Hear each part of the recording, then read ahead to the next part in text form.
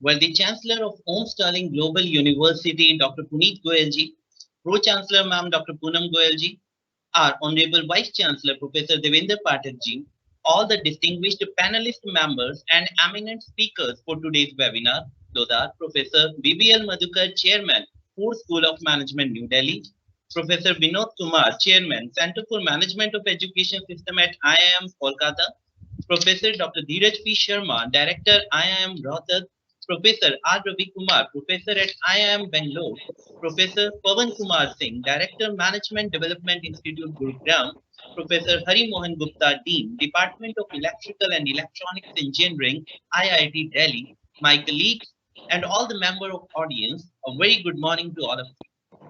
Today, as we are holding a webinar on the challenges of higher education under the impact of COVID-19, and I, Dr. Manisha Panu, along with my co-presenter, Dr. Vikas Bhargav, welcome you all in an electronic gathering of intellectuals hosted by Om Sterling Global University.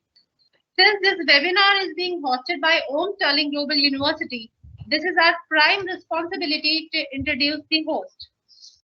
Om Sterling Global University is established under Haryana Private Universities Act.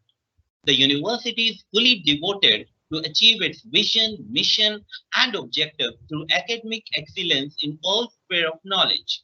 The campus is fully equipped with ultra-modern infrastructure and surrounded by lush green, eco-friendly environment. The university is offering many courses from diploma, UG, PG to research-oriented MPhil and PhD. The campus is a blend of various schools such as School of Engineering and Technology, School of Commerce and Management, School of Architecture and Fine Arts, School of Medical Sciences, School of Pharmaceutical Sciences, School of Legal Studies, and School of Applied Sciences with School of Humanities and Social Sciences, School of Yoga and Naturopathy, and School of Media and Journalism. Om Sterling Global University. Now, we are going to introduce our leadership and the management. Om Sterling Global University is headed by very charismatic personality, having master in communication and consensus building, who is a man with a distinct vision, Dr. Puneet Goyal, as the chancellor of the university. He is a medical doctor by profession and educationist and believe in passion, education, value creation, and pragmatism for being successful in every sphere of life. Sir, we welcome you in the present webinar. Our Pro-Chancellor, Dr. Poonam Goyalji, who is a real source of inspiration for one and all and the backbone of our university. She is also a medical doctor by education, and she is having zeal to work and a vision to promote any organization. Being the perfectionist, she is always focused toward the field of her interest along with betterment of Om Sterling Global University. Ma'am, we also welcome you in this program of intellect. Now, the time is to get more familiarized with OSGU by taking a visual tour of our university. A short video will now be played for the purpose.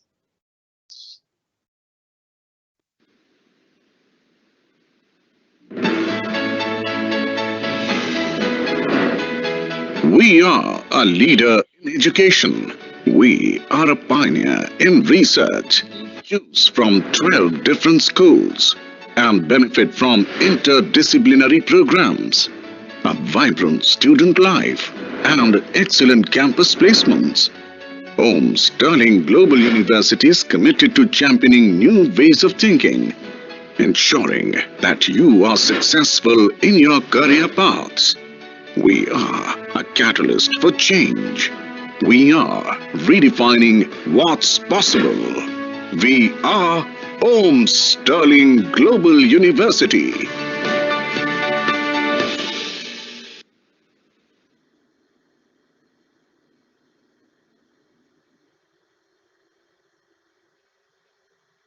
Today, the COVID-19 has threatened to the human civilization, not only in India, but throughout the world. The pandemic of COVID-19 is so strong that it has led to lockdown in India and in many other nations.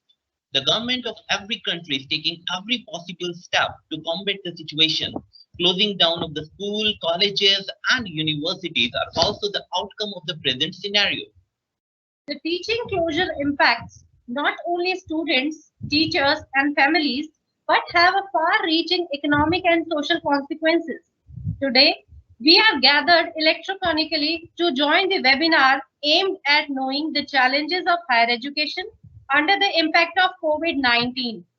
The webinar is to gain more insight about the most crucial and time-bound activity of the society, that is education of students in pandemic of COVID-19. We also aim to help all the stockholders of education field to find out the new ways of modern education system. Before we start our webinar, I would like to inform a very important information to all the audience members. You all will get an e-certificate, and here is the pro forma of e-certificate. Now you will see a e-certificate on your screen that will be given to you.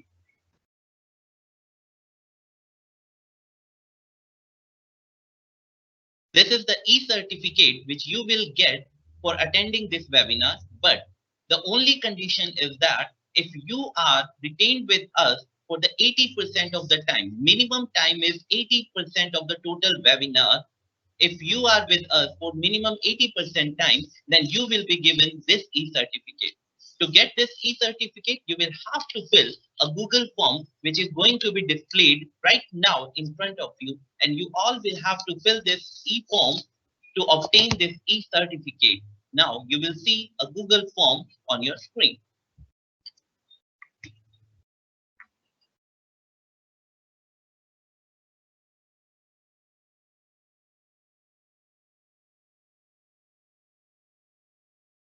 Now the time is to meet the past shower and Vice Chancellor of our university, Professor Devinder Pathak ji.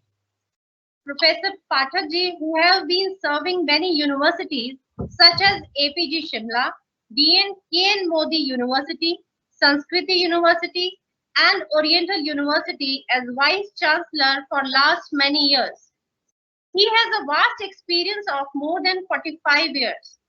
He has also handled many projects of UNDP in Educor and Quito in South America, besides being visiting faculty in institutions in London like Eton Business School, Halifax College, Gateway to UK Education, SP Institute of Global Management, Dubai, etc.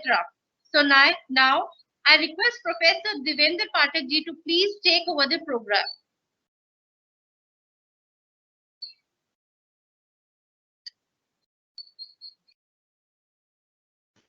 Devendra sir, I believe you are on mute. Please unmute yourself.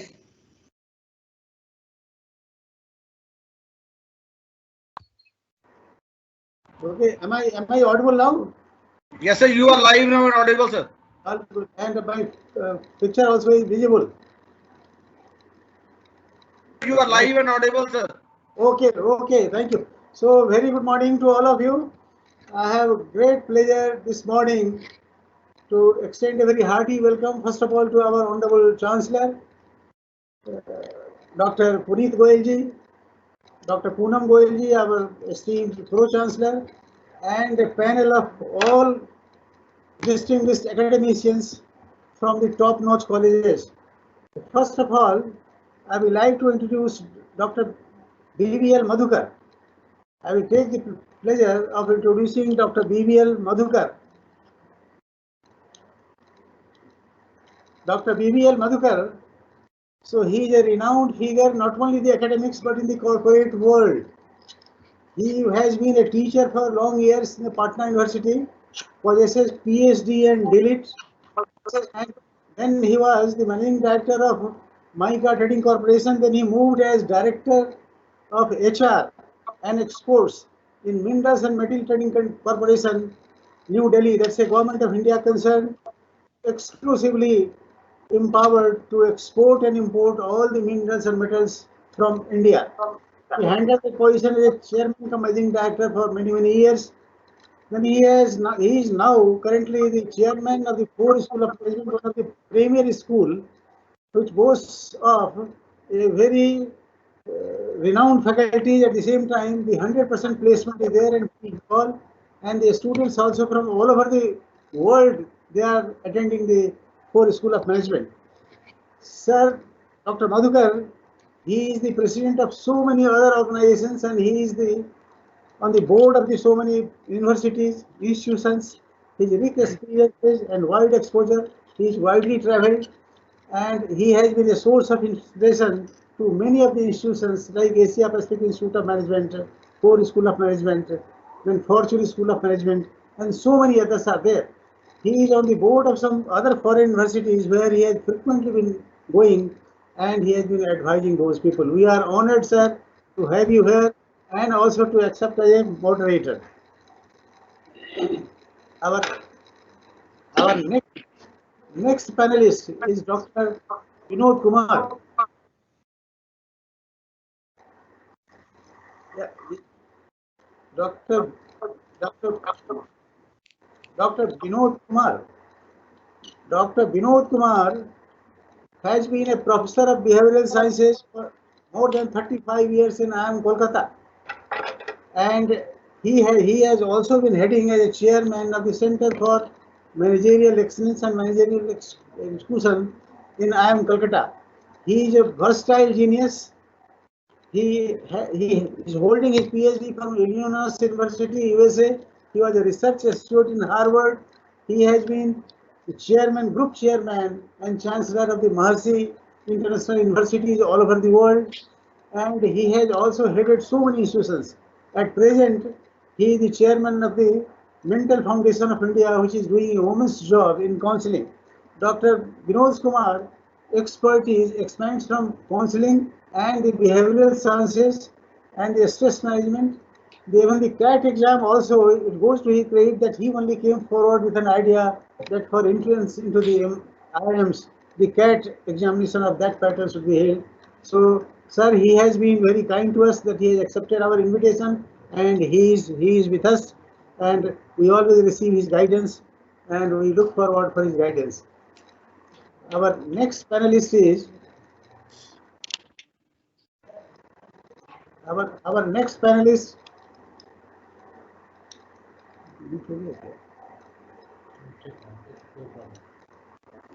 Can we move to our next panelist? Our next panelist, please. Yeah. Our next panelist.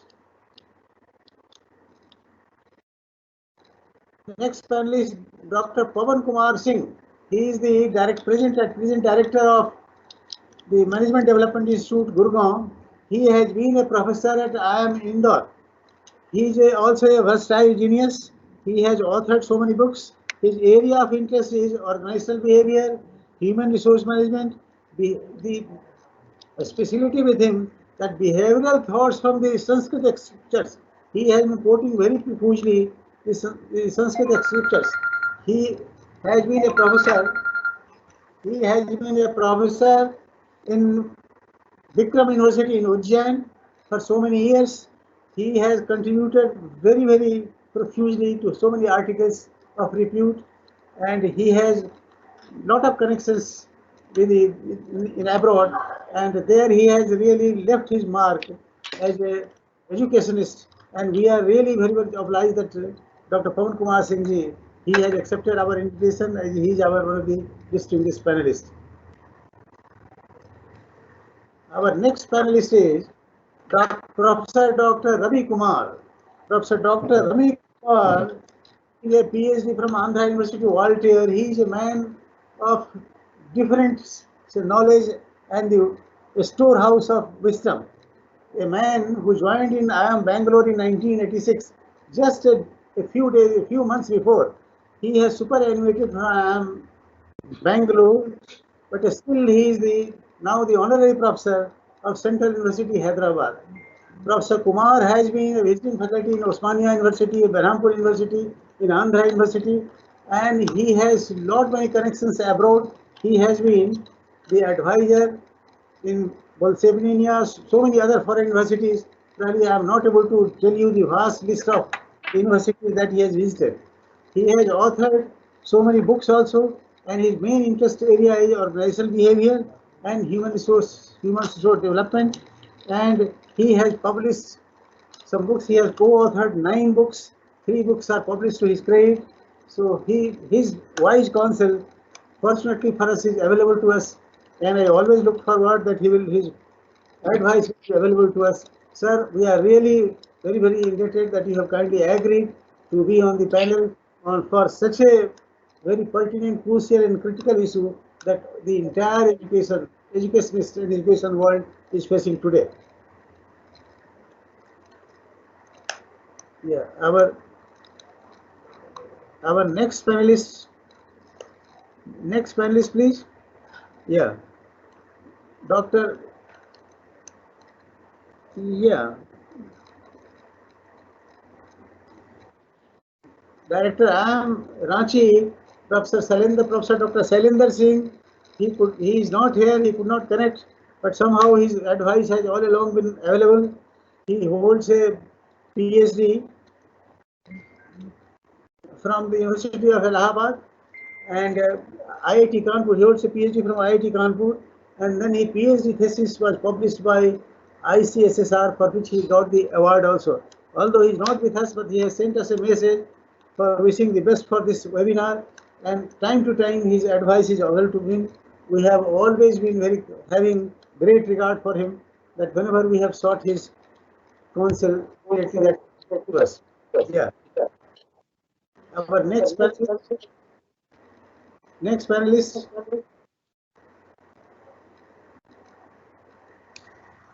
Can we move to our next panelist?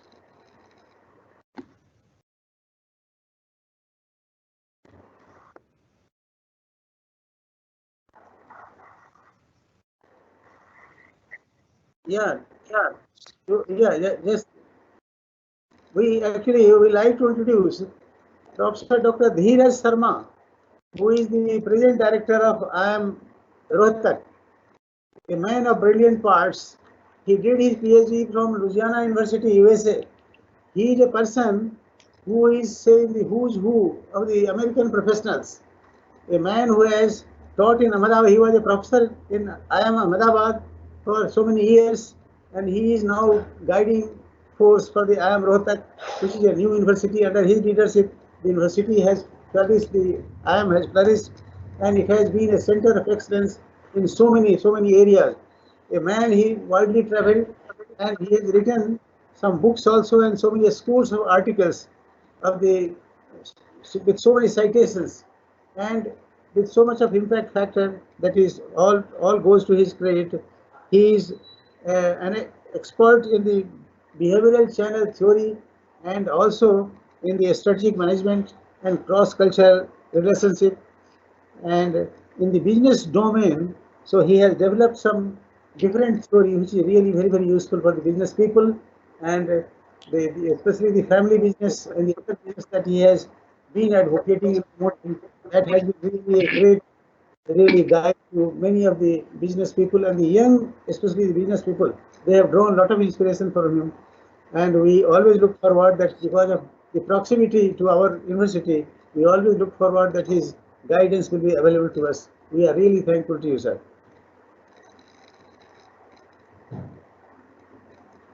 Our next panelist is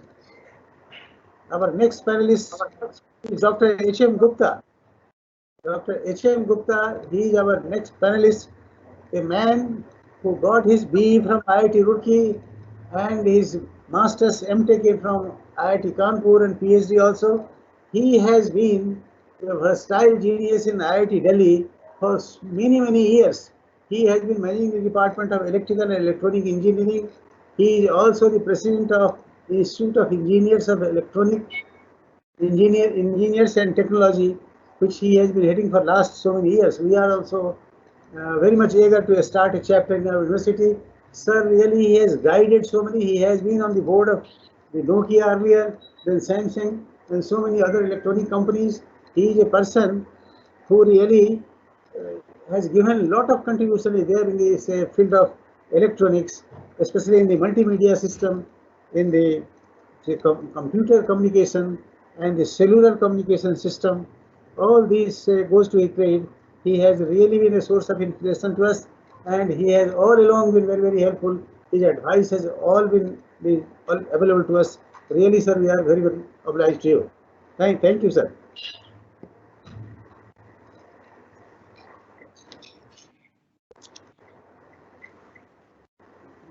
Over to anchor.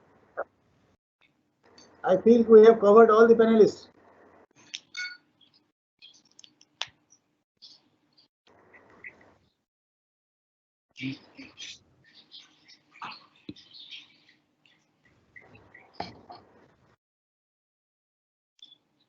Over to whom? Over to the anchor. Anchor now, please. Anchor now. Or can I request Dr. Madhukar to please take over and they start proceedings? Yeah. Well, should I start now?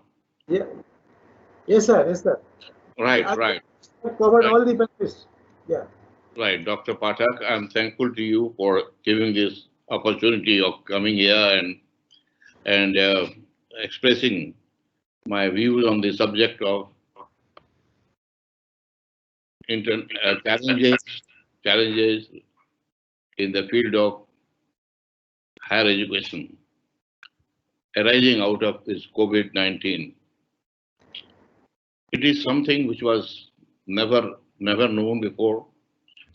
Something like this had never happened probably before, because earlier we have heard of some kind of illness or disease or some viral or something of that kind, epidemic.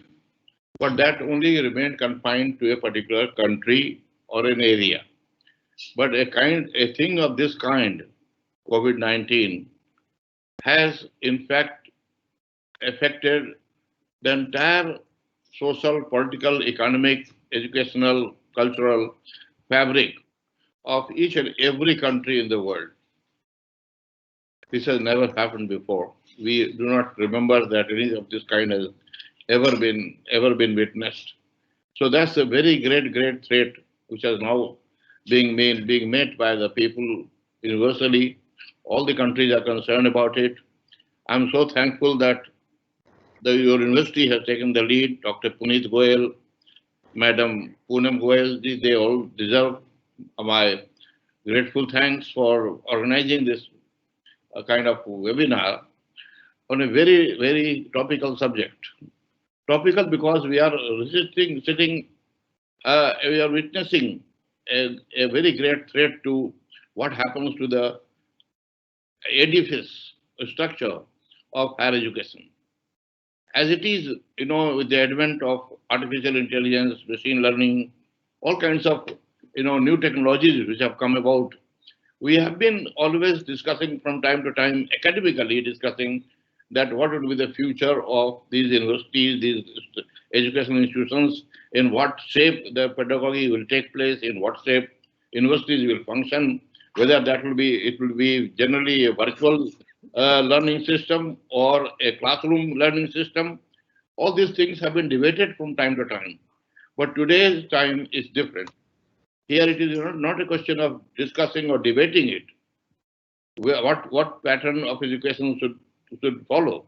But here we are dictated by circumstances that, there is on the one hand, there is an epidemic, which is a pandemic, which is spreading. On the other hand, we have a problem that the government regulations demand social distancing. Social distancing, if it is to be introduced in a classroom, that means a classroom having a capacity of 50 students will have to be reduced to 20, 25 or something like that, and that there will be more batches. So I'll be inviting the panelists to know. I'm making initial observations about this whole pandemic, and then we have to see that how the educators and those who are in the management of educational institutions will have to take a view and a stand on this subject. So before I come to those conclusions and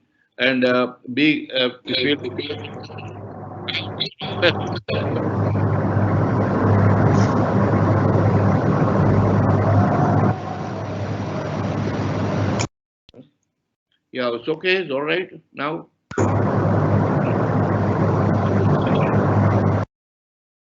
Yeah, now we can ask, we can request our first panelist, to start giving their views, his views. Dr. Hari Mohan Gupta. Dr. Hari Mohan Gupta may kindly come forward and give your views, please. What does this think about?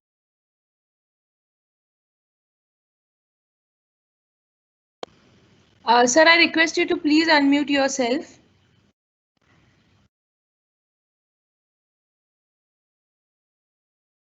I did unmute. Yes, now it's okay? Yes, sir. Fine. So many thanks to the Chancellor, Pro-Chancellor and the Vice Chancellor for organizing this kind of a meeting.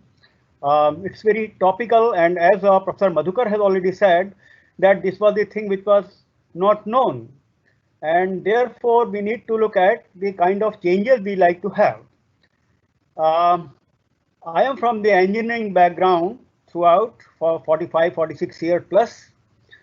And I have been involved in the missions like NMEICT, National Mission on Education through Information and Communication Technology. At that point of a time when this mission was being designed, we never knew that how important this is.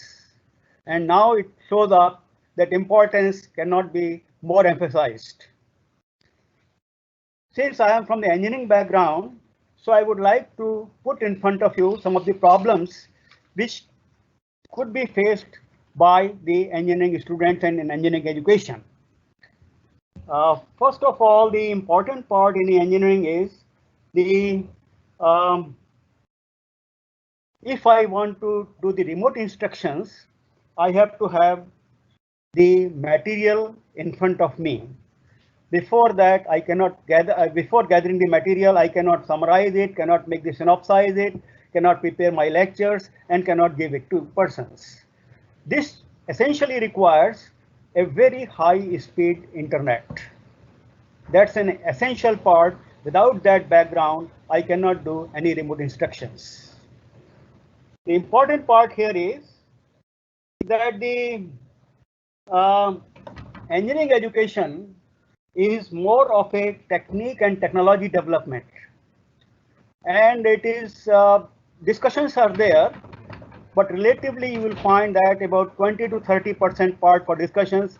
Rest of the time we are developing the technique, illustrating the technique through multiple kinds of presentations, the expressions, the design process, and those kind of things. Now this is a very, very challenging part. In the classroom situations, we can do it very well. But in the remote instructions, it certainly would be a challenging part. Okay. Then please, for 1 minute, okay, there's a storm right here, so I switch on the light.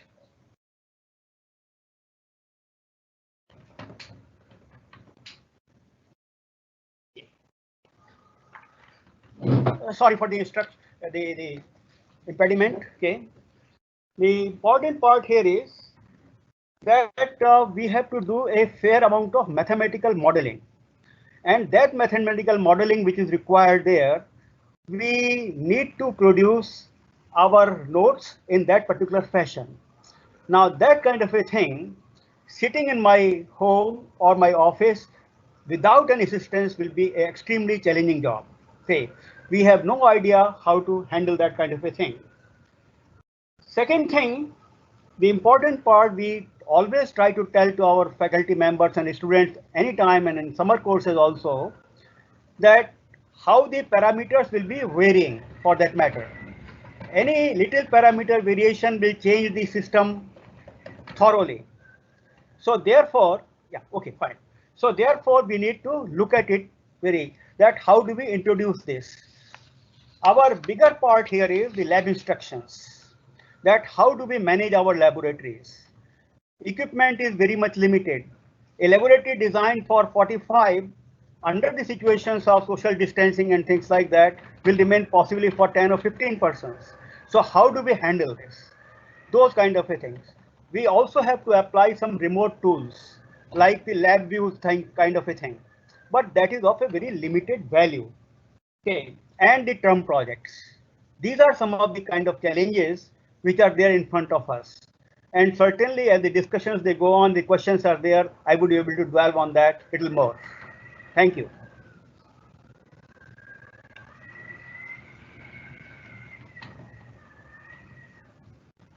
Sir, we request you to please unmute yourself. Am I supposed to do that?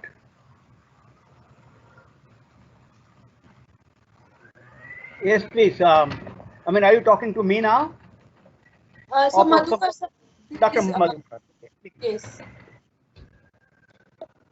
So you are on mute. Sir, I request you to unmute yourself. I am now requesting Dr. Dheeraj Prasad Sharma ji to come out and give his views. Dr. Dheeraj, Director, IIM Rohtak.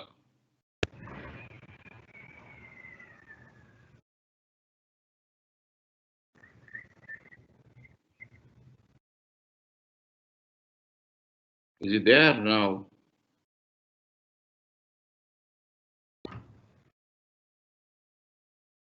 Dr. Dheeraj?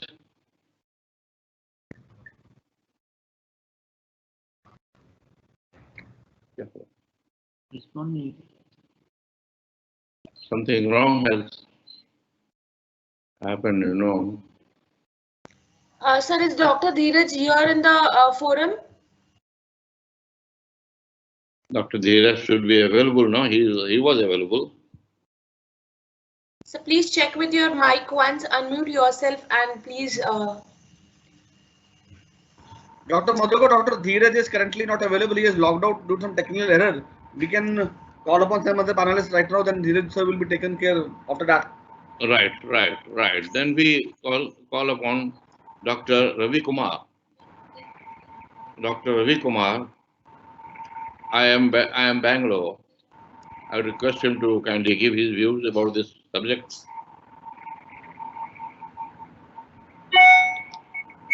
Ravi Kumar, sir, please unmute yourself. Dr. Ravi Kumar is live, sir. Please unmute yourself, sir.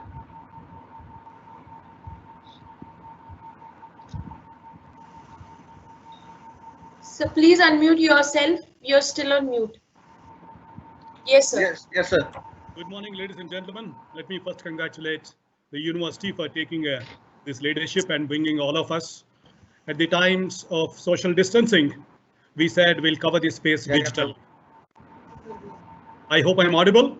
Yes, sir. Okay, now the first question that comes is, will there be any impact at all? Will there be any impact at all because of COVID? Now that's debatable. At this stage, none of us have prophetic skills to say what the future would be. But as of now, if you look at, there is a possibility of impact.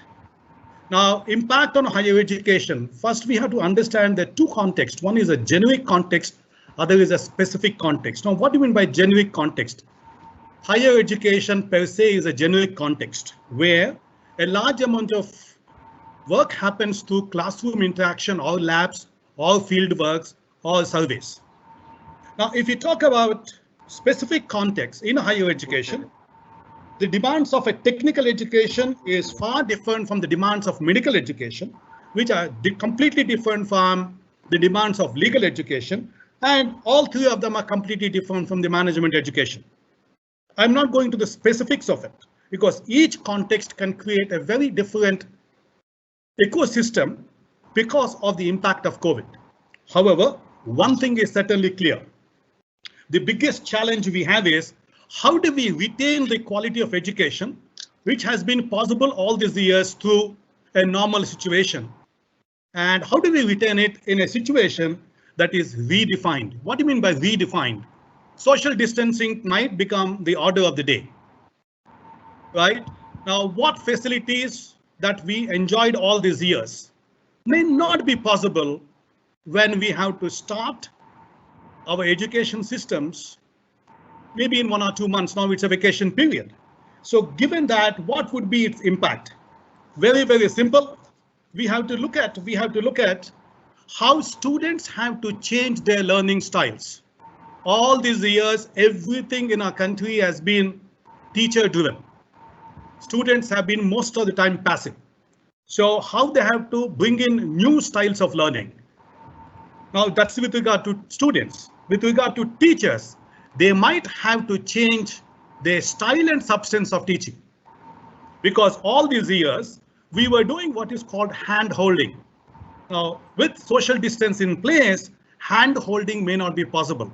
So the shift could be from hand holding to screen holding. The social distances that we have, we are trying to tide over them with digital embrace. It has its own problems. Now, in a non-COVID situation, there have been attempts to reach a larger number of students from the same teaching source called MOOCs. It has mixed results. Even today in India, a student who has attended a full-time program has a better placement opportunities than a person who has done through distance mode or through correspondence course. How do we bring in this mind shift change in the employers? Now, 4 possible combinations are going to be big dynamics for us in this situation. 1, what happens to co-learning of students? That means between a student and other students, which will become absent because of social distancing. Similarly, teacher and student, they are distance apart. How do you deal with teacher and teacher? So you have to maintain social distancing there. Most important thing you have to bear in mind is there's going to be a big impact on the maturity levels of teachers and students. Culturally, we are known that Indian students are less responsible and less matured as compared to people elsewhere in the world where they pay their fee through their nose.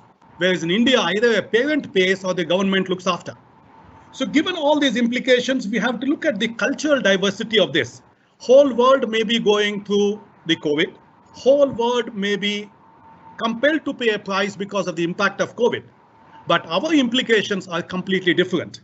I will just close this with only one saying. Post-COVID, when it happens, nobody knows. How it's going to be, nobody knows.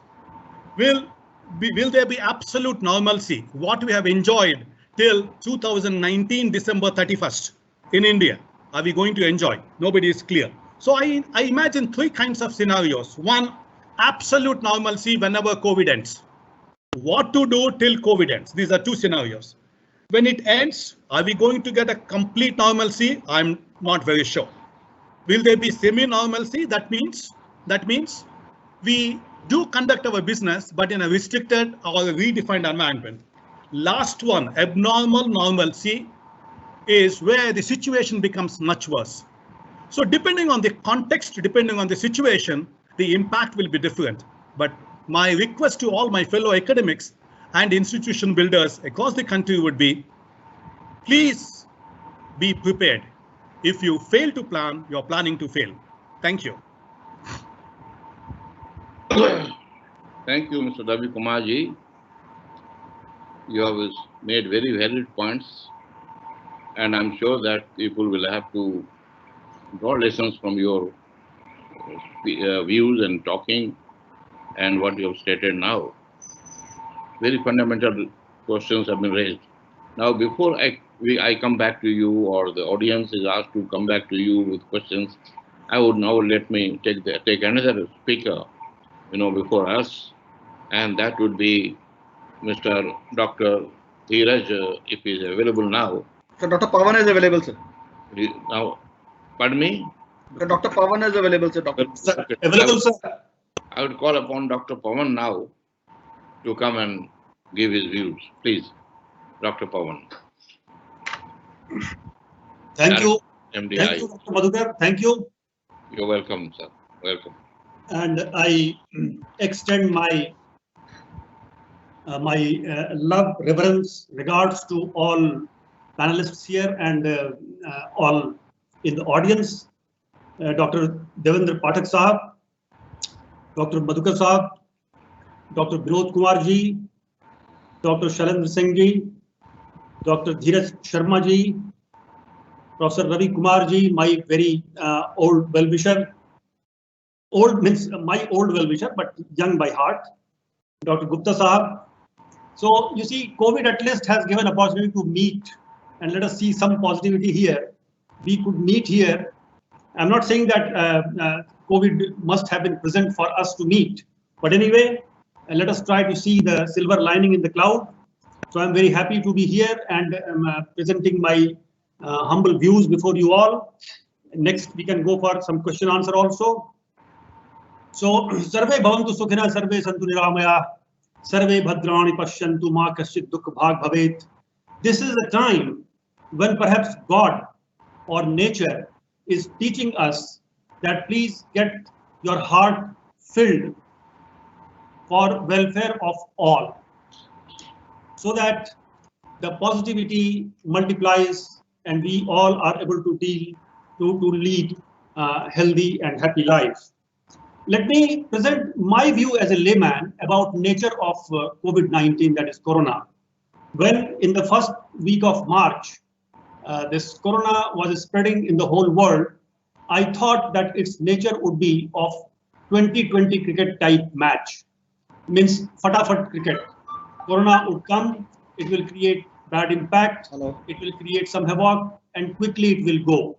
But slowly, as we understand its nature, and to my understanding, Corona's nature is different than my previous understanding, and I find that it takes time to spread.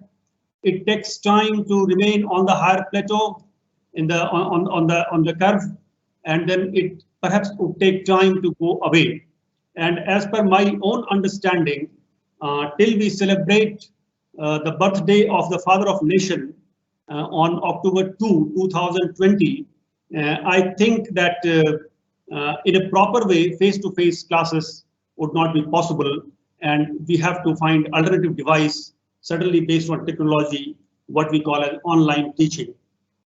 So Corona is here, going to stay for some time, and not only in the field of education, but as common man, we all have to learn to lead our life in a different way.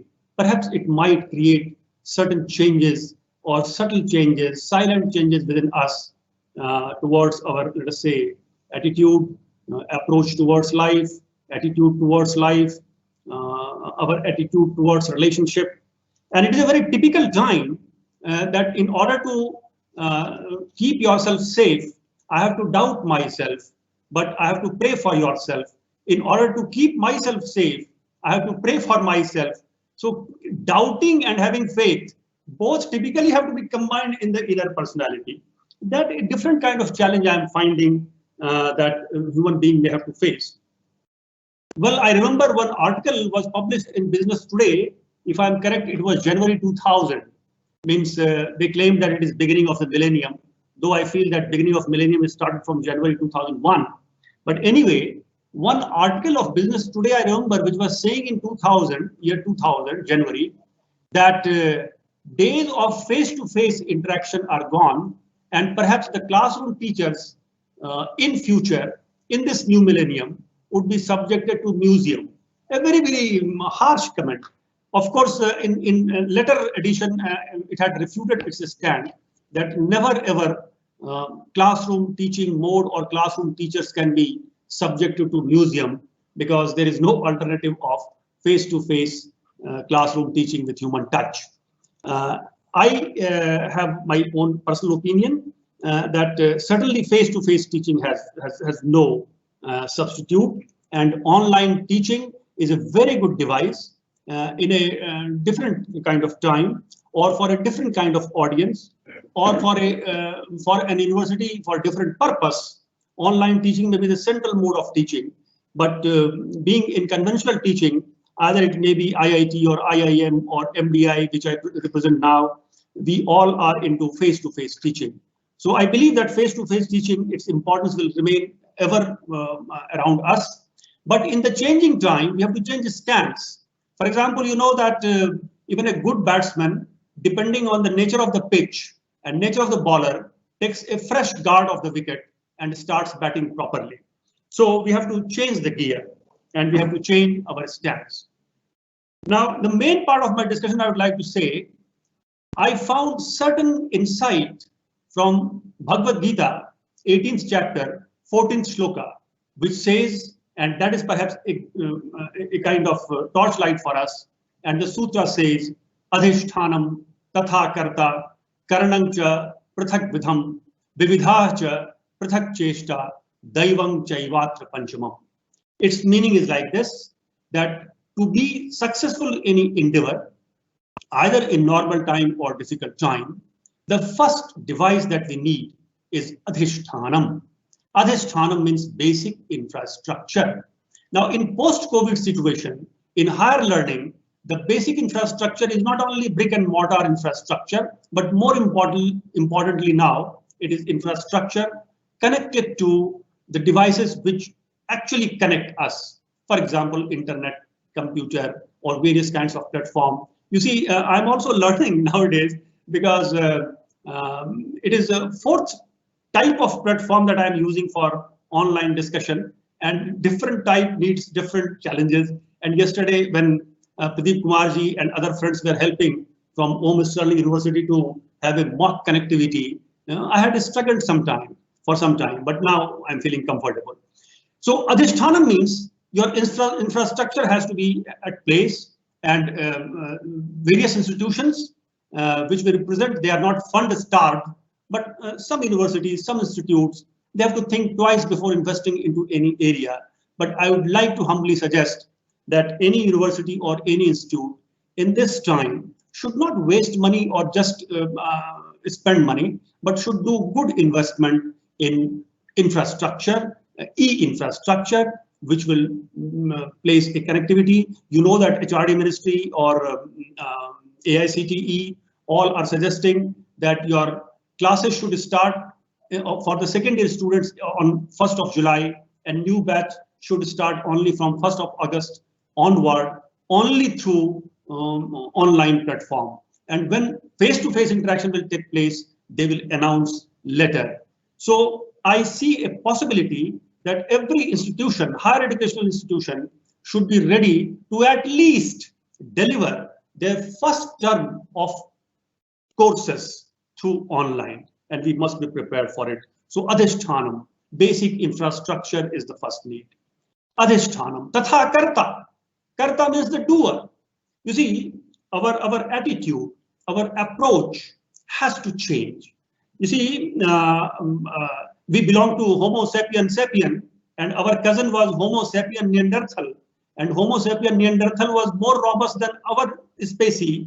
But when weather started changing, environment started changing, that species which was more stronger refused to adjust with the new environment, and as a result they got extinguished. But we belong to Homo sapien sapien. We decided for the required flexibility, and I find resilience is a better word than flexibility. So we took the course of resilience, responding to the situation rather reacting to the situation. And this species, Homo sapien sapien, which we represent, is surviving, excelling, and kicking. So that kind of attitude, that kind of approach is needed. That is the second point. The third point is that Adhishthanam tatha karta, karanam cha prathak vidham. Karanam cha prathak vidham. Karanam. You see, if we have studied Hindi grammar, we find karta ne, karam ko, karan se. Karanam, karan se. Se means all instruments. I have not been a student of engineering, but I feel that if I'm forced to describe the contribution of engineers in this world, I would say that salute to engineers. They provide karan, they provide instruments, they provide extended hand, they provide extended body, they provide extended liver, they provide everything extended, and they multiply our strength in that process. So every part and parcel of higher academic institution, be it faculty or support staff, they all have to put varieties of efforts to make the dissemination of education, and also generation of education, and also acquisition of knowledge. These all must be facilitated in a proper way, and we have to always keep on experimenting. Something suppose did not work yesterday, we will think about it and we'll take a different stance. The time has come where we have to plan for next 6 months, and within that next 3 months, and within that subset, proper plan for next 1 month, next 1 week, and also for the next day. Day by day plan. Of course, farsightedness can never be compromised, but day by day plan has to come parallel. So whatever efforts are needed to respond to this situation, we have to surround the problem from 360-degree angle. And the fourth point is about varieties of, let us say, support which we generate in this situation. Adhishthanam tatha karta, karanam cha prathak vidham, vividha cha prathak cheshta, varieties of effort, and daivang jaivatra panchumam. The fifth factor basically is daivam. Daivam basically is called bhagya. I will not bring the word fortune here or palmistry here, but I would like to say that bhagya is not a bad word. Here the bhagya means we have to keep accepting as the nature shows its color day by day, day by day.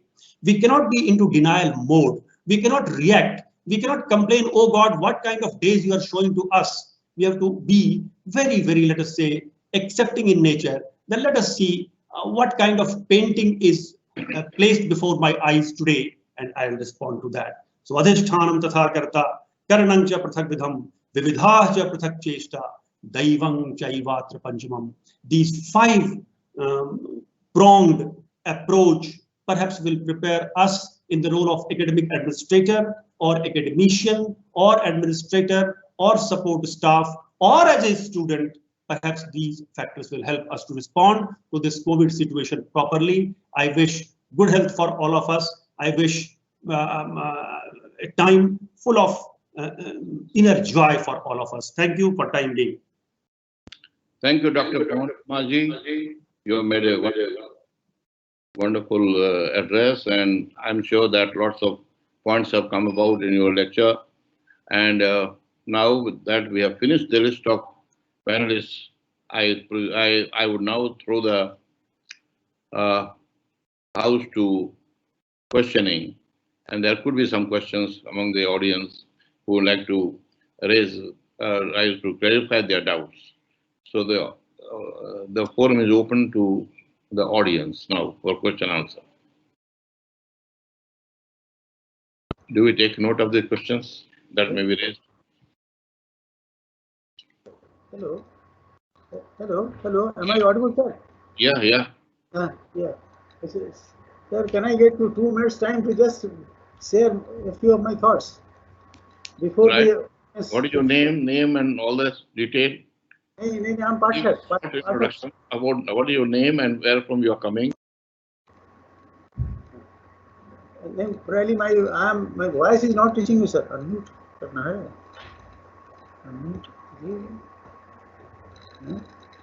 Hello. Sir, you're audible and you're live. You can take ahead the conversation.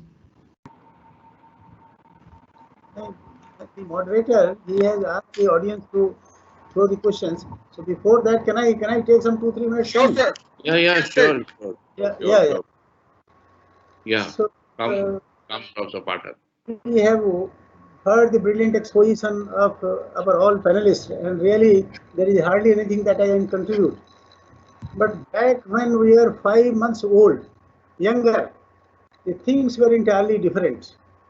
The cool, sweet and scented breeze of January and even in February, that actually was engulfing whole of our campus, and our campus are brimming with activities. All of a sudden, so virus cascading from South Asia to Asia and then to Africa. So this has changed the entire world. Now we are living in the entire world. It's all, the world itself is now completely full of all sorts of confusions.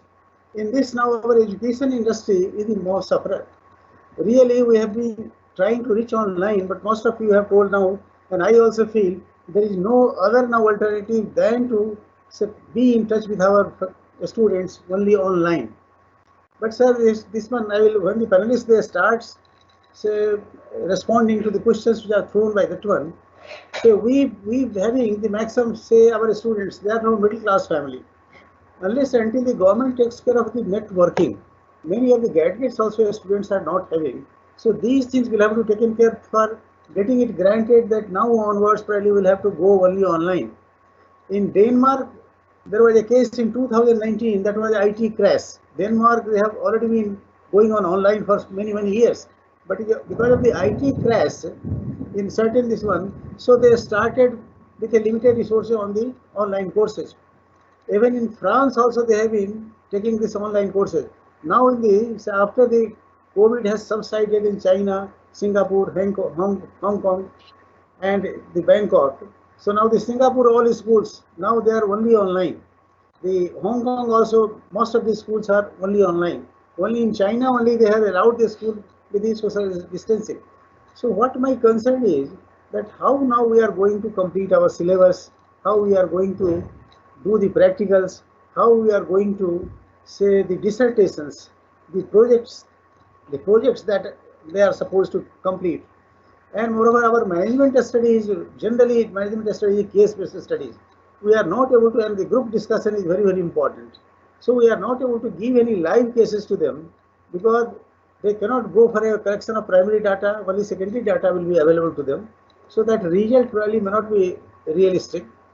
And then the utmost problem we are facing that our final year students, we are eagerly waiting that we will be helping them for our placement.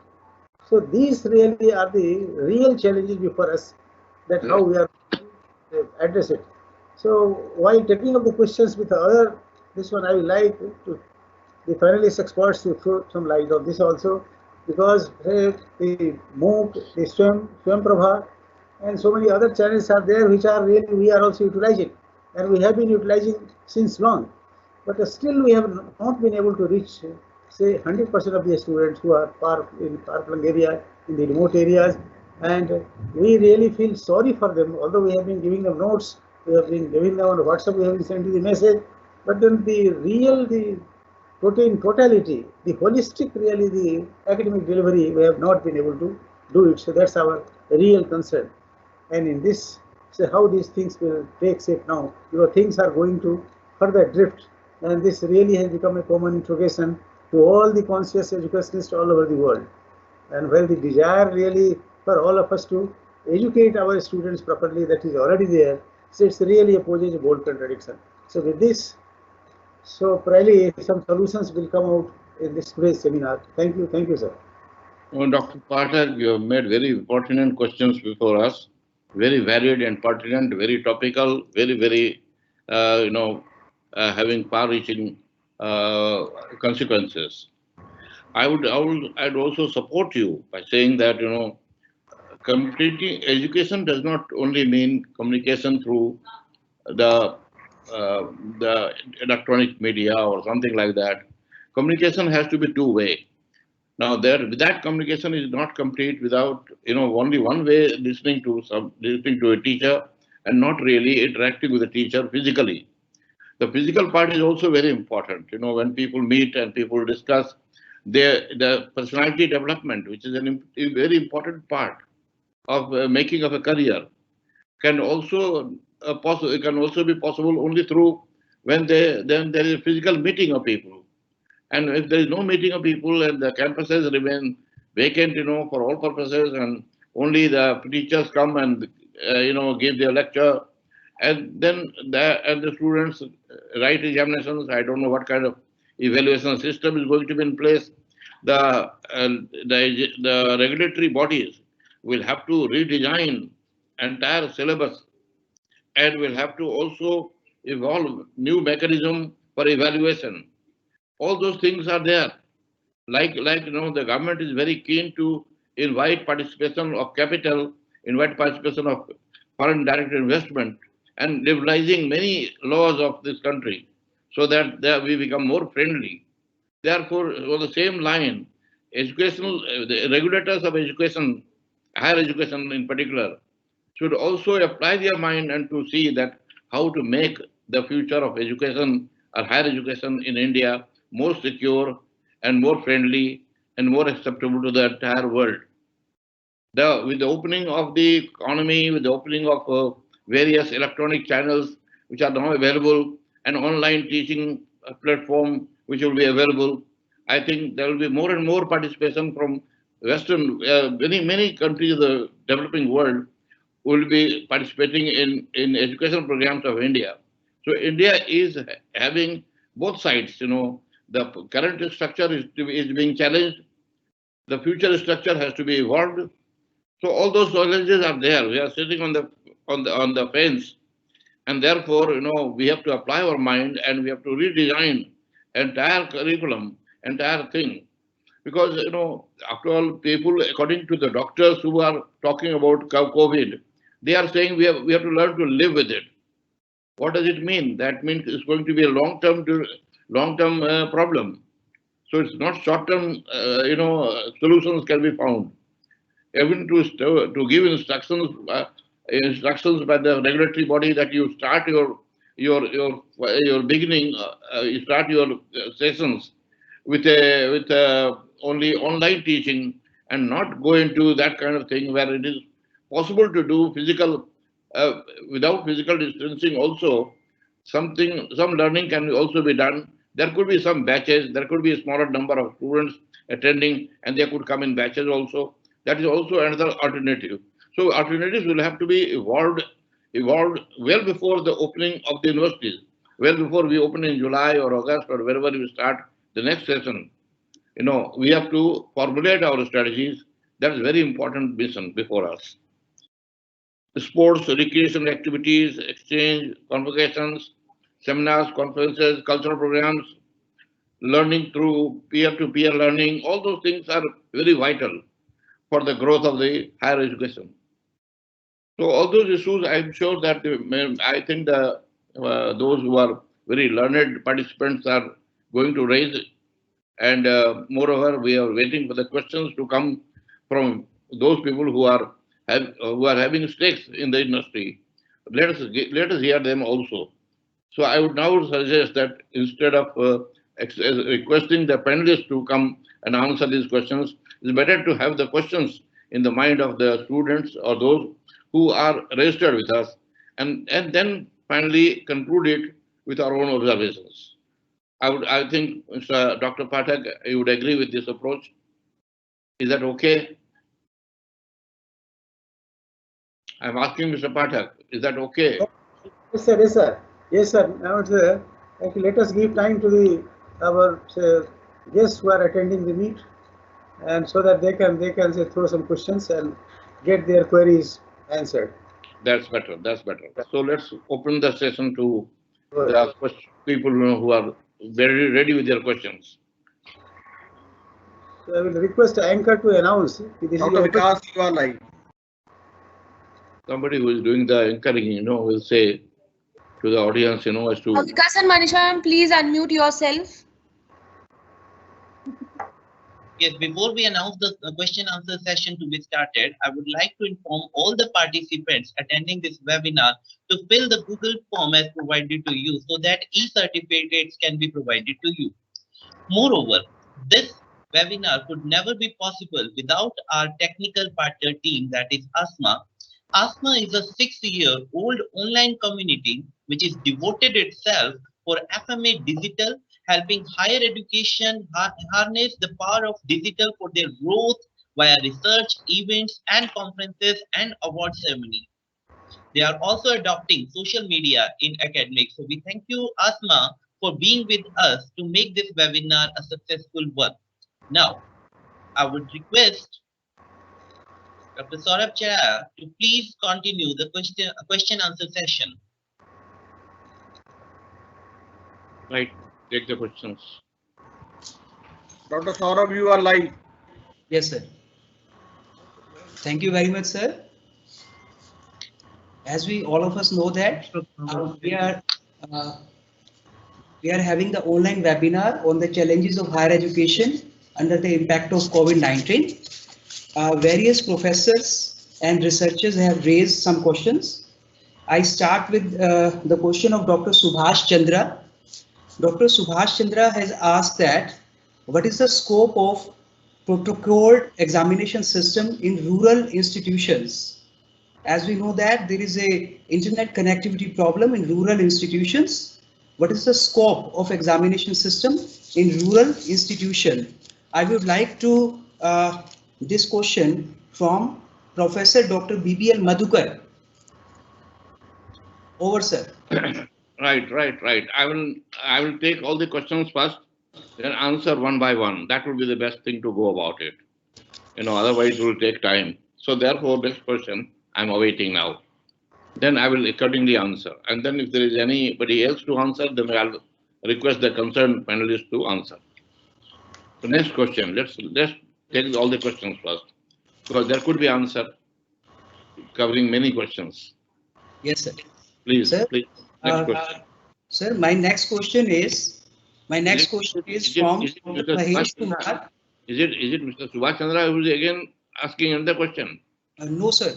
Sir, the second participant who has raised the question is Dr. Mahesh Kumar S. Kedar. Doctor? Sir, Dr. Mahesh Kumar S. Kedar. Right. Yeah, sir, he has asked that, as all know that COVID-19 is a pandemic. It has infected more than 200 countries. What will be the next step of Government of India? How will educational sector come out of the current situation? Over, sir. Well, I will have to answer now because there are two questions raised. One is about rural institutions, how the Janssen system would be conducted. Well, this is again in the domain of the regulatory bodies.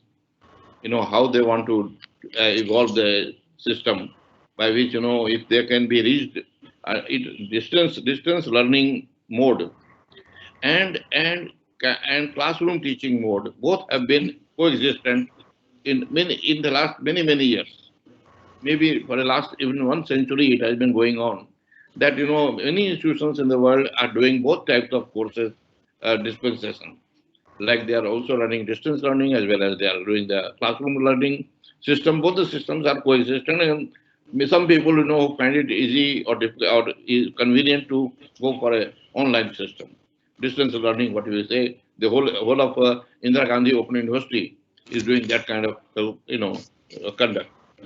And then we have to follow that kind of system, in those places which are not accessible to internet connectivity. Hello. So internet connectivity is a very important factor in distance education, or in particularly online education. It is the internet connectivity which is important. As we know, it is only 1/3 of India's population which is connected to the internet connection. So that means the 66% or 2/3 of the population is not getting the advantage of any online teaching through the help of internet. So that is not possible. Distance learning has been a compromise. So that system will continue to prevail. Both some online, something offline, some distance learning, notes being exchanged. All those things will have to be worked out individually. My only concern is that the regulatory agencies will have to be flexible. They will have to allow some freedom to the educators, to those who are running the institutions, so that they can evolve their own engineer system by which both the systems can operate, or one system will operate. But whatever the best can be done in the given situation, will have to be adopted. This freedom or laxity or liberalization will have to take place. So a request is being made now, and I'm sure that some of the administrators of education are noting it, that they need to approach the regulatory agencies to relax norms for all kinds of things, like how many teachers will be employed, how many students will sit in a classroom, how big is the classroom, if there is a distance, social distancing, then at that, what is the cost of running those classes? Will there be double shift for the teachers and professors? All those questions are going to be resolved only through the help of regulatory agencies. So that is one part which is not in our hand, but certainly we'll request the regulatory agencies to discuss these matters and find a solution. And giving flexibility is the only answer in these situations. So therefore, I think that I have answered your question. Is there any doubt left?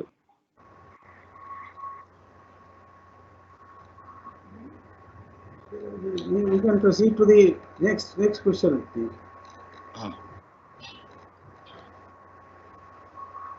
Saurabh, sir, unmute yourself. You are live now. Thank you very much, sir. Very good answer, sir. Sir, now I would like to ask some more questions from Professor Dr. Devendra Pathak, Vice Chancellor, Homesteading Global University, Hisar. Sir, some participants have also asked some interesting questions. I start with Dr. Raju Chandrasekhar. Sir, Dr. Raju Chandrasekhar has asked that which is the single authority that will help in solving the COVID issues for universities. And Dr. Mahesh Kumar S. Kedar, this is the second participant who has asked again, why should not we conduct any type of aptitude test for engineering, medical, agriculture, management, applied sciences, etc., all domains? Why should not conduct any type of aptitude test? Sir, I would like to request to answer please these two questions. Mr. Chairman, Madhukar ji. Professor Vinod Kumar has come. This question has been put to whom? These two questions. Dr. Pathak is to answer this question. Yeah. So, in my opinion, because we have two major regulatory authorities, one is UGC and the second is AICTE. That's right. These two authorities normally they give directions, and we have to follow the directions, aided, supplemented, and complemented by the higher education department of the concerned state where the university is. There are a few more authorities, Dr. Pathak, for your information. There are more, but they are not the PCI. Like the councils, there are councils. Yes. Like medical council or research councils. Councils are there, regulatory authorities are there, but then they are not prescribing anything, how the modality for taking the exams.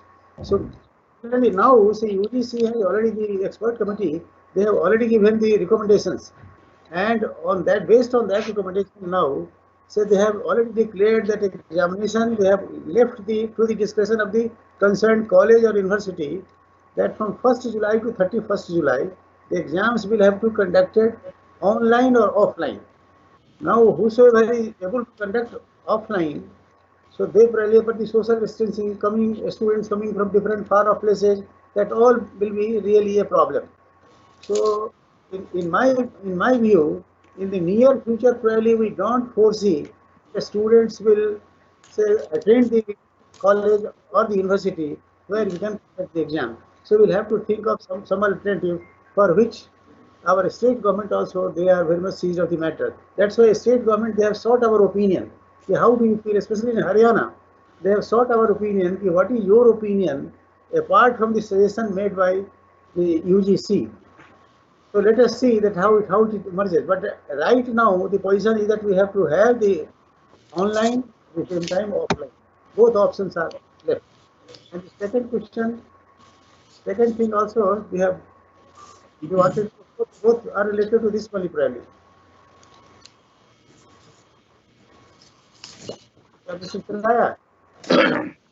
We welcome Professor Vinod Kumar is now being seen. Professor Vinod Kumar, what is your view in short, so that we have the advantage of your presence here? Dear audience, we are fortunate enough that now we have connected with Professor Vinod Kumar, who is the chairman, Center for Management of Education System at IIM Kolkata. We request Professor Vinod Kumar ji to please address the audience. I am very much sure. इसको क्यों मत कर दिए?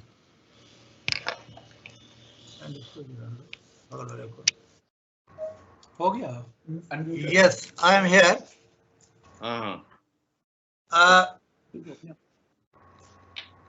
Thank you for inviting me, Dr. Pathak, and thank you, Dr. Madhukar, for such an excellent presentation. Now, there are two issues. One is what it to be done now, and another is what it to be done immediately after the COVID issue is gone. I can see a light in the tunnel, and what I find for you all, including Dr. Madhukar and others, that you are going to face number of problems immediately after the whole problem is over, and I hope, wish, expect, and bless you that it is over. I can see the tunnel and the light. I do not have much experience, but I do have some experience on this, so I can talk about this, not about the present what you would be doing, but about immediately after this is over. Even Ravi Kumar has mentioned it. You, Dr. Madhukar, also have mentioned it, that what will happen after this. So I am going to present to you or talk to you from my heart and mind both, and some experience about how are you going to manage immediately after the whole thing is over. I hope, expect it is over. So I will be talking about managing education after the COVID is over. My experience is different.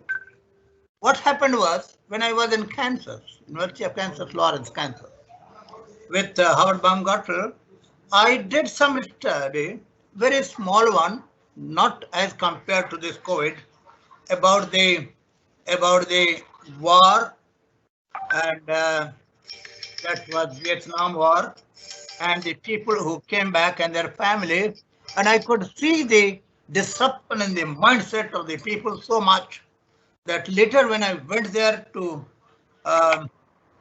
Vietnam myself to give them training, especially the managers, I could see what they had done. So we need to prepare right from now, my dear sirs, about how are you going to manage immediately after the COVID is over and immediately after the regular classrooms are there. Number one, financial. I'm talking about management of education.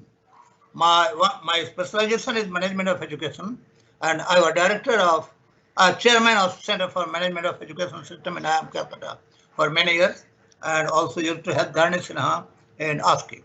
Now, managing education, number one, my dear friend, please remember that you are going to face a lot of problem in finance management. Maybe government, I am not in the government now, maybe the government will ask you to reduce the fees. Maybe government will say, I will not give you any grant. I'm talking about the government ones. And about the private ones, you will have problem in getting a student. So first of all, you work out managing finance. Madhukar knows me for many years. I'm not the one who only raised the questions, but I can give you the answer also. How can you do that? But let me talk about the total issues that you are likely to face. Number two is managing your faculty. Managing your faculty is very important, because faculty members have been used to teaching in normal circumstances, condition, and the student. By the way, when I came back to India, when I had originally come back to India to settle in IIM Calcutta, I had done a study, and I find that 82% of Indians are extremely brilliant or very competent. Not, I would not say brilliant, very competent. But these competent students, if you do not provide them with a right facility, they do not become incompetent. They do not become unfit. If they become unfit, no problem. I can change unfit to fit in few days only. But the problem is they become misfit.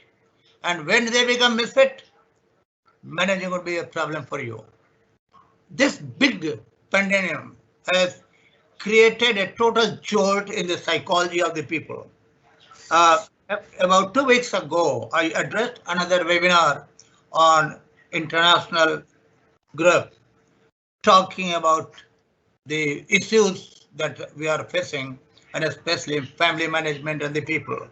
I called number of people in different countries, my friends, and in India. I myself, Madhukar knows, have been to almost all the continents of the world, about 75 countries, and trained people of more than 100 countries. Therefore, including Pakistan, rather when I had started working for the Harvard, it was 6 countries, India, Pakistan, England, France, England, Chile, Nigeria, US, and Canada. So experiences are there, but I find that all my experiences is going to be nothing but thrown to the dustbin. The way the people are going to come to you. So finance management, I will give you some suggestions. The other management in terms of the training of the faculty is another issue. Developing students to accept you. My dear sirs, somebody asked about the cat. You know, I'm one of the founder of the cat. Cat is my brainchild. So I developed cat, but that cat is not going to help you that much. You need to have a really understanding of the people's psychology and the mindset. And then you have to place them. This is another point. One good news I must give you before I proceed further, that the day when all the things started and lockdown was there, it is good that it was lockdown, I was not in lockup. So what I have done is, I have modified almost all the behavioral science theories till now. Every day I work on this and I do that. I may be able to help you, but presently I am going to present to you a few things. I'm not going to talk about all these theories that I have modified for the change psychology of the people, not only in teaching, but also training, research, consulting. Teaching, I'll talk about teaching, training, first of all, management of finance, then teaching, training, research, consulting.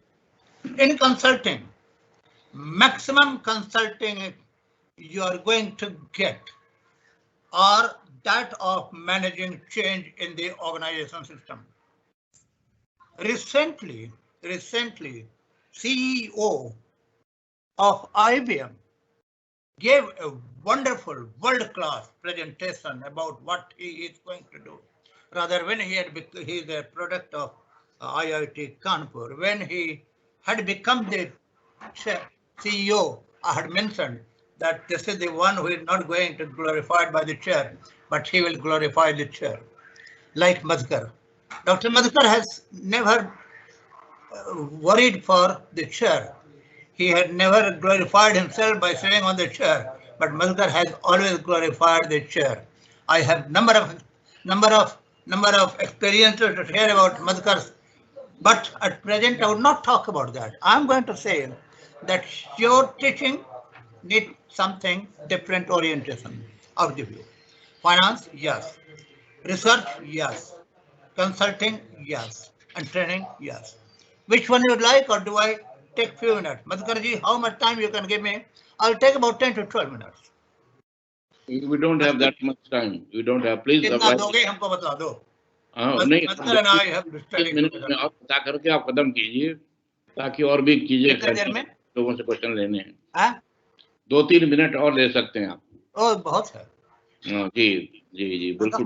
Minute से ज्यादा नहीं लूंगा. Please accommodate request. Which order you would like me to go? Finance management?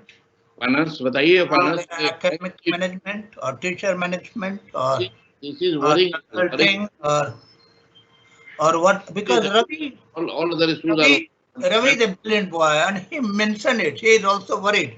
I could see his presentation and I could see him about what we are going to do immediately after this. He is a psychologist. So most of the people, including you, must be worried about what we are, and we are worried. We are together a number of boards. So, and I am president of one of the university in India and 2 in abroad, and the board of at least 20 such institutes and organizations. I am worried myself. So first of all, I would say, manage your education, plan your management of education right from now. One is your finance management. I hope and I bless you that you do not face the problem, but I expect that you are likely to get problem. And But before that, may I take, since I have given me time, a minute to say what I did earlier in some smaller problems that came up and cropped up. When I was in Kansas, Lawrence, Kansas, Howard Baumgartner, who was the founder of IIM Ahmedabad and Calcutta, he was there and he was working on innovation adoption. Innovation adoption, and Mirza Sayyidain of IIM Ahmedabad did PhD on that. He was with me there at that time. And innovation adoption, but I told Howard that innovation adoption, you are talking about one area, but in future you will have to work on innovation adoption in a number of areas. And later on, he found it out, and you will be very happy. Of course, I went there on Fulbright scholarship to work with him, and it was just the reverse. He came to India on Fulbright scholarship, and Fulbright fellowship, and he was in my center. Are you able to see me or hear me? Yeah, we can hear you. We can hear you. Please conclude now as fast as you can.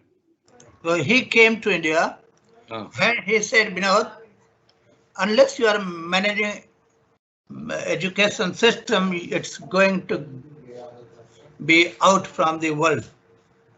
And that came up. So first of all, I'm happy that number of IIMs came up and they are doing superb. But we can, how long we can depend only on IIMs? But what I'm going to talk about is for IIM also. Number one, your faculty management. Your faculty management is not only how to teach and what to do and how to prepare, but the total psychological changes need to be done. Developing them in terms of understanding the realities of life. Since I have no time, otherwise I would have given you more. About once again, finance management. I'm talking about finance. Asma is again finance management. A 6-year-old online community. Dr. Vikas, please mute yourself. Hello. Dr. Vinod, please continue. Please conclude, Dr. Vinod Kumar, please. Conclude now. We go further. We go further. In 2 minutes. Is that done?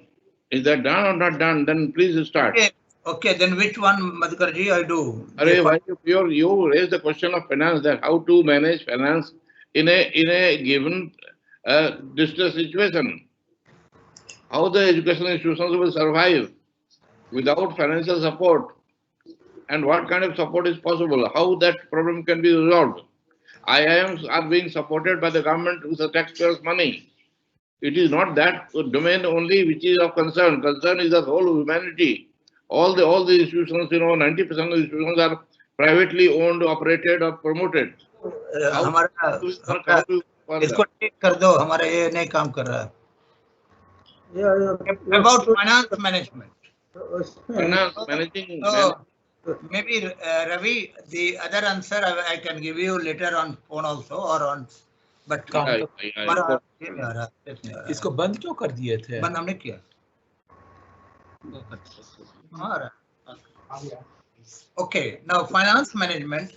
I'm suggesting something different.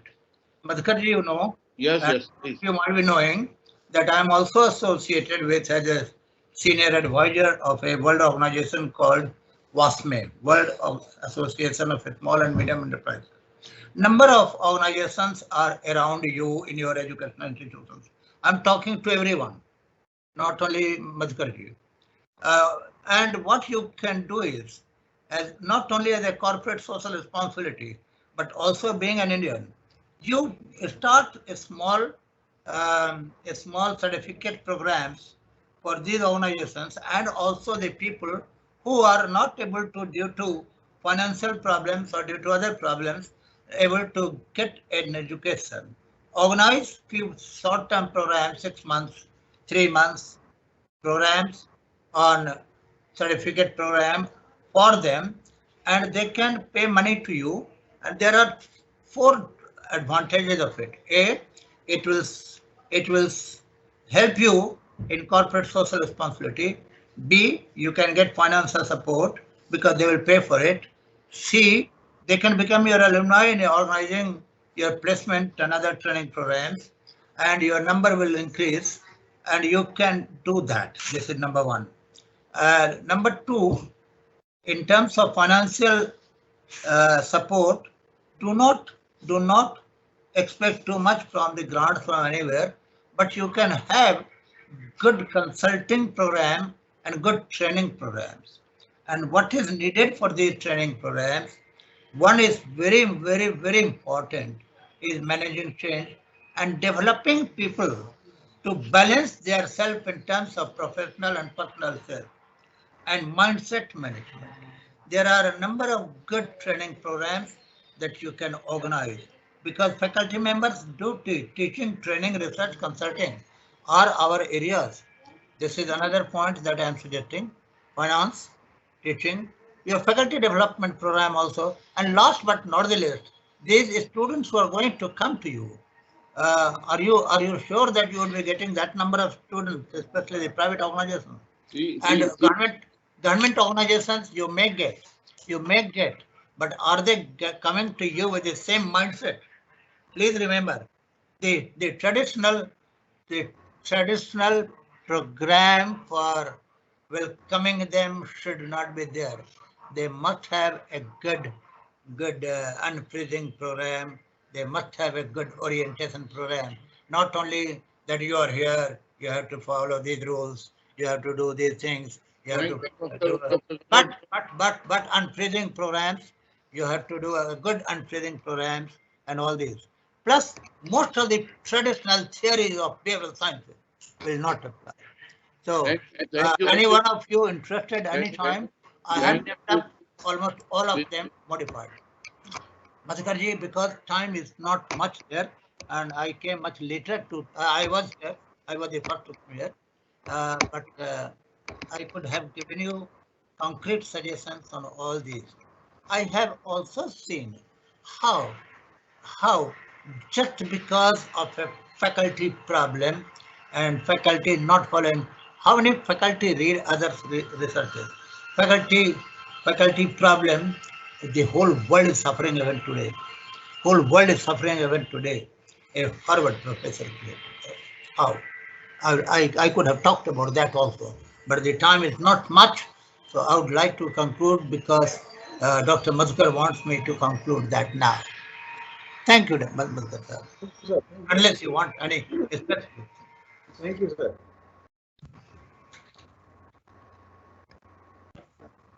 Madhukar sir, I request you to please unmute yourself. Sir, please unmute yourself. Yeah. Please. Am I audible now? Yes, sir. Yes, sir. Please go ahead. Okay. Now tell me. Now, after having heard Mr. Vinod Kumar, my contention is about raising revenue resources for running the institutions. If the students' admission gets reduced, their fees is not coming up, and all those things are happening. Then, of course, how do the institutions survive? How, from where the money will come to pay the teachers and to run the establishment? The structure, the brick and mortar, the concept has been there all these years. We look at a university building and we say, oh, how great the institution is. We get impressed. The students go looking after the campus. They go for the campus. So campus life is different. All this requires money to be operational, to be doing well.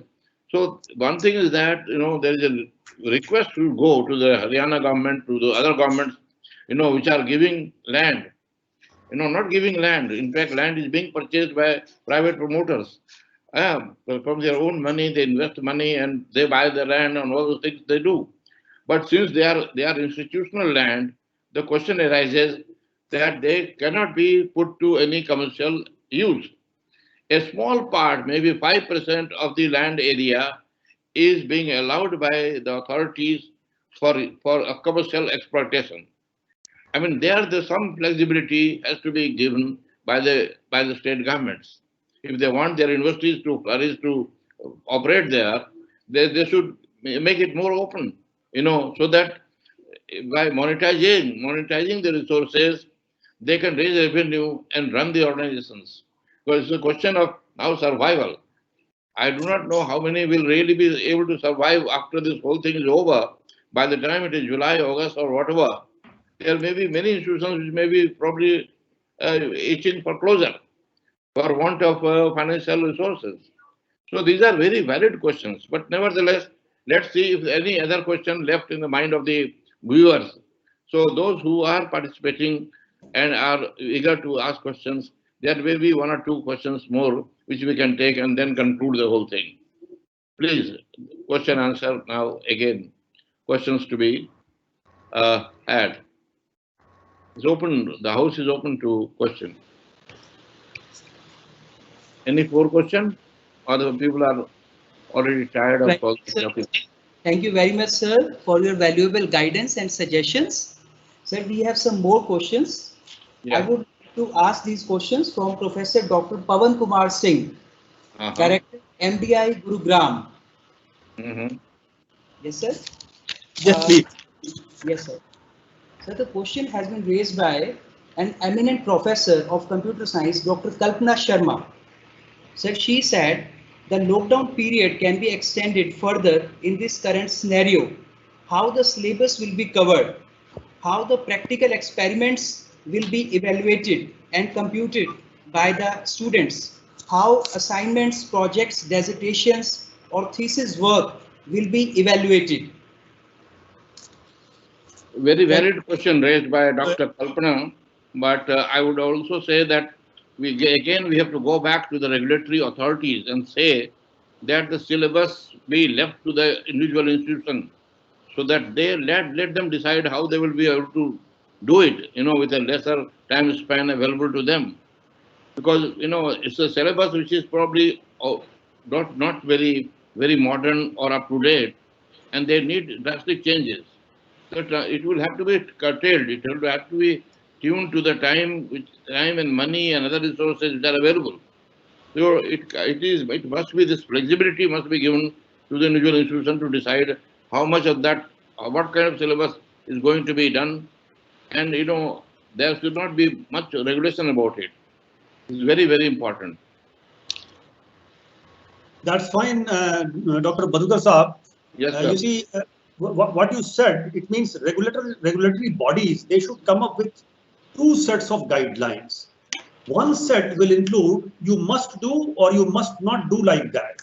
Right. So that kind of regulation should be there. But second set should deal with allowing certain flexibility with the receiving institutions so that we can go forward for it. But coming back to the question by Dr. Kalpana ji, that how we are going to do this all, and you are yourself from the expertise area of computer science, of which area I do not belong, but still I would like to say that right in the discussion at the very first stage I had proposed to all of you for consideration, at least for first term, all institutions should be mentally prepared, physically prepared for disseminating education through online mode only, which includes shiksha and it also includes pariksha. That means imparting education and taking examination. You know that especially professional courses, programs like engineering or management, we always believe in continuous evaluation. So we have also implemented in our institution education through online and also continuous evaluation through online mode only. And we have to practice certain flexibility. For example, in conventional teaching, some of the questions we set and give to students saying that it is not open book examination. But some other questions we give to students where we say that you carry the books in the examination hall, we don't mind. It is open book examination. I think faculty will have to apply their own creativity and deeper thoughts that how we can especially examine the students through open book mode, and especially open book used to be more popular in the field of accounting or in the field of mathematics. But I think now open book can also have to be allowed in the fields like organizational behavior, of which I am myself a student, or human resource management or marketing management. So we have to design questions in such a way that they can submit in the stipulated time. They can consult their library in the homes, or e-library available in abundance to them, but still only those students should be able to pass who have grasped the concept. हमें ये सोचना पड़ेगा. एक शायर ने कहा कि अब हवाएं ही करेंगी रोशनी का फैसला, जिस दिए में जान होगी वो दिया बच जाएगा. तो क्या करना है? We have to always see with certain flexibility how we can take examination continuously. I think some hints I was able to give. Thank you very much. Very valid questions raised, and I'm sure that accordingly, you have to design your syllabus, redesign, and give what best you can do in the given time, given situation, with your limited resources or crippled resources. Where you are not able to meet people, there are a number of things which cannot be otherwise transmitted to the students. So with these limitations, whatever best you can do, design your own thing and do it. And don't, the regulatory agencies, bodies, what they do, how many number of hours they decide, teaching must be done for so many hours, so much of, faculty members must be there per student or number of students, all those things. They have to be liberal now. Time is changed. The difficult times, hard times require hard decisions. That's why there is a flexibility is the only answer. So that flexibility should be given to those who are supposed to run the organizations. My submission is only that, so that they continue to survive in this given difficult times. Anyway, any other question left? Any question left? Let's conclude it now, because so that time is running out. It's going to be before 1 o'clock. We must finish it. Any more question? Hello. Sir, you're live. Please take ahead. There is an information for all those attendees who are not able to fill the form. They are requested to submit the following details to the email, which is register@osgu.ac.in. The details to be sent are complete name, organization name, designation, phone number, email, and their feedback. And all those attendees whose questions could not be taken due to short span of time, their question will be answered on their email IDs. We once again show our sincere gratitude towards our technical partner team from ASMA. Dear audience, you just have seen the slides on your screen related to ASMA as a unit which has devoted itself for digital growth of research, events, conferences, awards, and adoption of social media in academics. Now I request Dr. Chandan from Team ASMA to share his view. Yeah. Hello, everyone. Am I audible? Yes, Chandan sir, please go ahead. You're audible. Yeah, great. So actually, my webcam is not working off the laptop, so I may not be visible, but definitely it's I've been listening this panel since the start, and it's extremely great, and we are very pleased to have such an esteemed and distinguished panelist from across the country.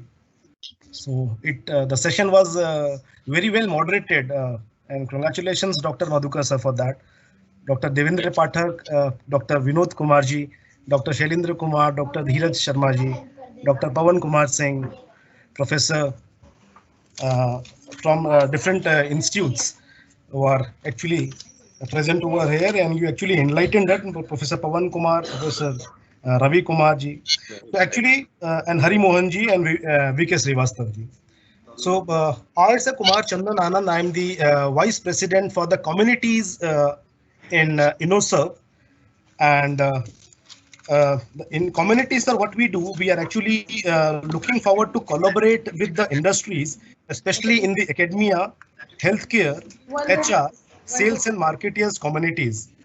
And we are a knowledge sharing platform over here, and trying to bring these all communities at one common platform, so that we can discuss on the opportunities and challenges over here. So it was, I just wanted to give a brief about what, as in communities of ASMA, we are doing. So we are the leading communities in the 4 major sectors, as I told you, in academia, healthcare, HR, sales and marketeers.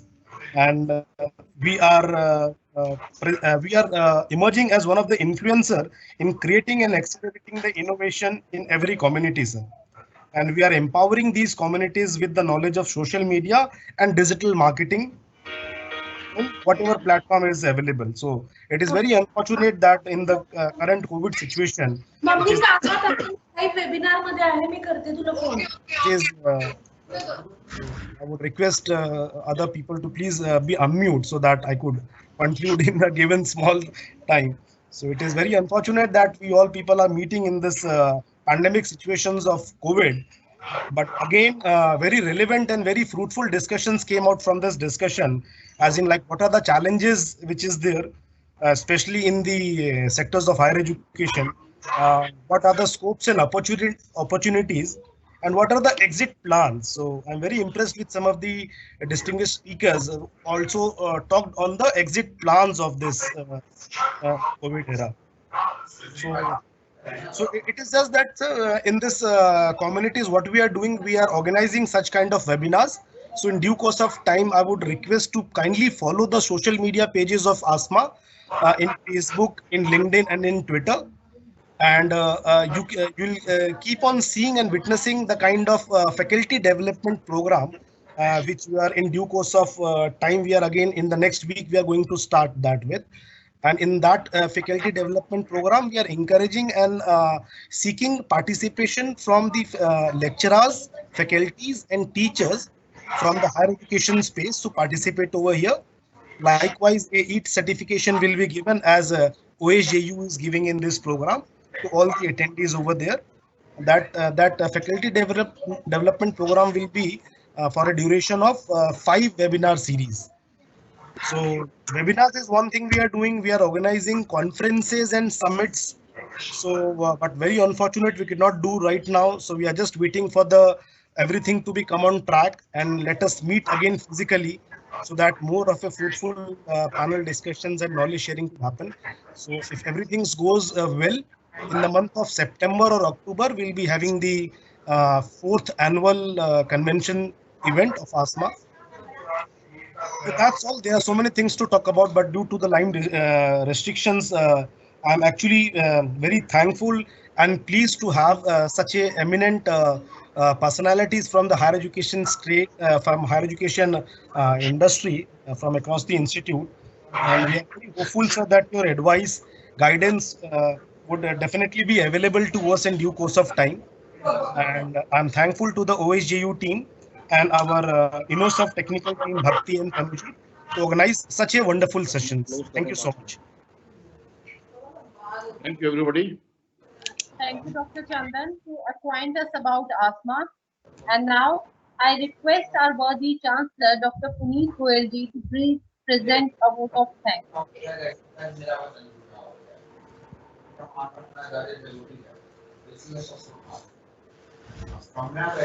Doctor, unmute yourself. Sir, please unmute yourself. A very good afternoon to all of you. First of all, I am very glad to see that Untitled Global University has successfully organized such an intellect program based in the presence pandemic of COVID. COVID-19 is a matter of serious concern throughout the world. This webinar was very useful for all of us. This present webinar would be possible without the support of our eminent senior academicians. So I am very thankful to Professor Dr. BBL Madhukar, Chairman, Fore School of Management, New Delhi, Professor Dr. Vinod Kumar, IIT Kolkata, Professor Dr. Dheeraj P. Sharma, IIM Rohtak, Professor R. Ravi Kumar, IIM Bangalore, Professor Dr. Pawan Kumar Singh ji, Director MDI Gurugram, Professor Hari Mohan Gupta ji, IIT Delhi, to accept our invitation for being the member of panelists and to join us well in time. The participants of this webinar are highly encouraged by your presence. I further congratulate our Vice Chancellor, Professor Devendra Pathak ji, to successfully hold this webinar in the service of society. I also thank him for being the think tank behind this entire program. I am also thankful to all the participants and audience members for being with us all the time during webinar. I also extend my special thanks to all the working team and all the faculty members of Home Sterling Global University who worked with full dedication and enthusiasm from the day one. Thanks to all. At the end, have a nice day, nice time ahead. Stay home or follow all the directions issued by Government of India or other local authorities for safety of all of us and for nation. Thank you very much again. Thanks all.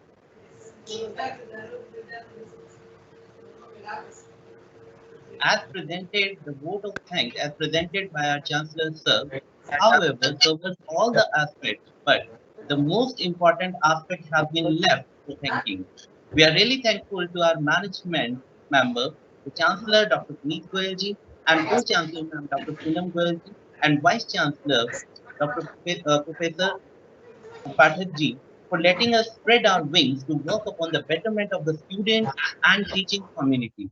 With this, the webinar comes to its end, and for those attendees whose questions have not been answered are informed that their questions will be answered on their email IDs, as well as those who want to have e-certificate and could not submit the Google form, they are once again reminded to send us an email in which they have to give their complete name, organization name, designation, phone number, email ID, and their feedback. They can provide us on the email ID registered to at osgu.ac.in. This email ID is also published on the question answer segment. Thank you so much for attending this webinar. Thank you very much.